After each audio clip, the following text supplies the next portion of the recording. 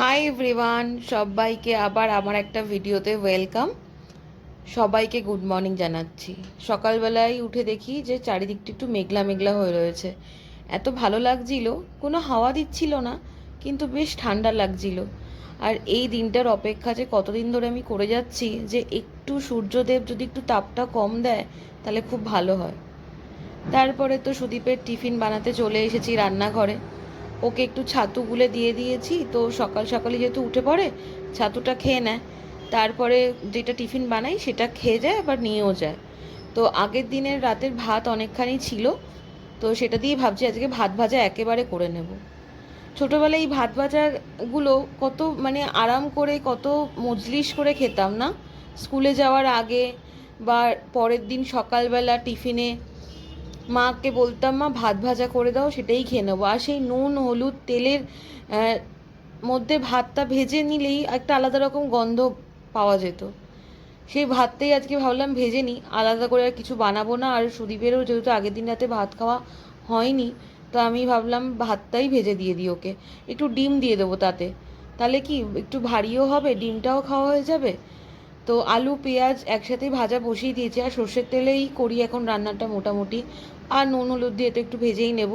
আলুগুলো আরেকটু ছোট করে কাটলে হতো, কিন্তু সকালবেলা উঠেই যেহেতু কাটতে হয়েছে, সময় ছিল না বেশি খুব একটা।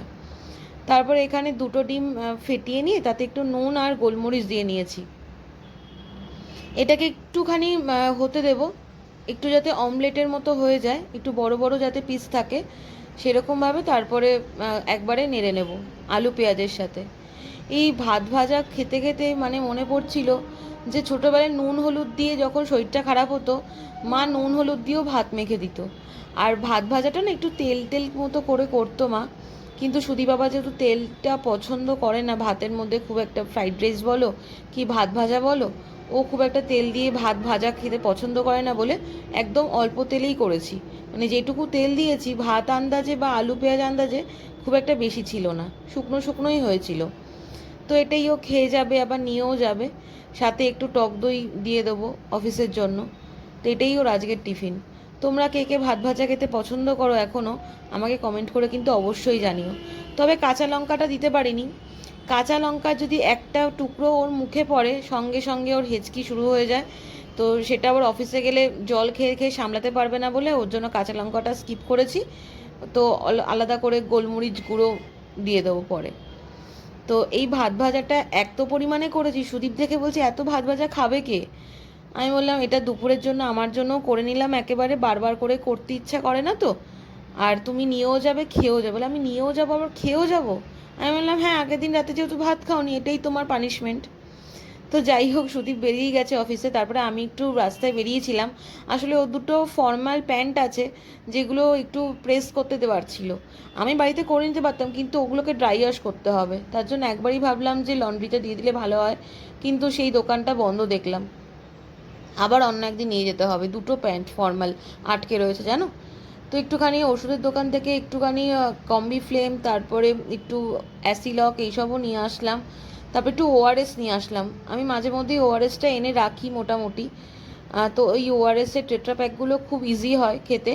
আর একটু সয়াবিন আনলাম, আর একটা বিস্কিটের প্যাকেট। সয়াবিন খুব একটা সুদীপ পছন্দ করে না, আর সুদীপের জন্য আমার এখন সয়াবিন খাওয়াও হয় না।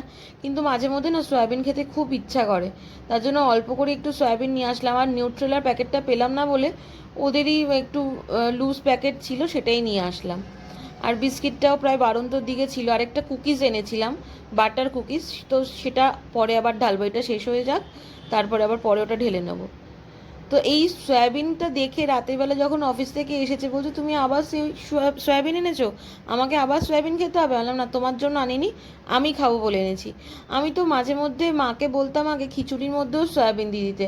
আর সয়াবিন দিয়ে ডিম দিয়ে যে কষা কষা ঝোলটা হয়, আমার তো দারুণই লাগে। মানে সব কিছুতে, আলুর চচ্চড়িতেও যদি একটু সকালবেলা সয়াবিন দিয়ে রুটি দিয়ে খাওয়া যায় না, সেটাও বোধহয় আমার ভালো লাগে। সয়াবিনটা আমার খুবই ভালো লাগে, ফেভারিট যাকে বলে একেবারে। আর ছোটোবেলায় সয়াবিনগুলোর টেস্টেই অন্যরকম ছিল। বাবা অনেক সময় বৈঠকখানা থেকে নিয়ে আসতো অনেকটা পরিমাণ করে, সেই সয়াবিনগুলো সিদ্ধ হওয়ার পরে এত ফুলো ফুলো হয়ে যেত যে বলার কথাই না। আগেকার সয়াবিনের টেস্টেই অন্যরকম ছিল। তো যাই হোক, আমি একটুখানি ফ্রেশ হয়ে নিয়ে তারপর একটু কফি নিয়ে বসবো, কারণ ভেবেছিলাম কফিটা খাবো না, কিন্তু না, কফিটা খেতেই হবে, ভীষণ মাথাটা যন্ত্রণা করছে। তো একটু আমার জন্য কফি বানিয়ে নিচ্ছিলাম। আর যেহেতু লাঞ্চের প্রিপারেশন অলরেডি হয়ে গেছে, তার জন্য আর কোনো চিন্তাই নেই। তারপরে মাঝখানে কাজগুলো সেরে ঘরে, তারপরে আবার ঠাকুর পুজো দিয়ে তারপরে লাঞ্চটা করে নেব। আজকের দিনটা মোটামুটি রোদ বৃষ্টি, মানে রোদ তো নেই, বৃষ্টি বৃষ্টি হবে ভাবলাম, আমি একটু ভাবলাম বৃষ্টি হলে ভালো হয়, কিন্তু সে আর কোথায় হলো বৃষ্টি। কিন্তু মেঘলা মেঘলা ছিল সারাটা দিন, আমার কিন্তু কোনো কমপ্লেন ছিল না সূর্যদেবের কাছে। তো যাই হোক, বিকেলবেলা আবার সুদীপ অফিস থেকে চলে এসেছে। সুদীপের তো ছোট ছোট খিদে পায় বিকেলবেলা অফিস থেকে আসার পরে। প্রত্যেক দিনই ভাবি কি করে দেবো না দেবো, তো সেই একটুখানি পকোড়া ভেজে দিলাম। আজকে একটু অন্যভাবে পকোড়াটা করেছি, একবারে আলু, বেসন, পেঁয়াজ কুচি সমস্ত কিছু একবারে মেখে নিয়ে পকোড়াটা করেছি। বেশ ভালো লাগলো খেতে, কিন্তু পেঁয়াজটা আরেকটু বেশি দিতে হতো, তাহলে আরেকটু বেশি ভালো লাগতো। আর রাতের জন্য বানিয়েছিলাম রুটি আর চিলি চিকেন। এটাই ছিল আজকের ডিনার, কারণ সকালবেলা যেহেতু ভাত খেয়েছি দুবার করে, সে আর ভাত খাবে না। তো রুটি আর চিলি চিকেন অল্প করেই বানিয়েছিলাম রাতের মতো করেই। এই ছিল আজকের আমার সারাদিনের রোজ নামচা।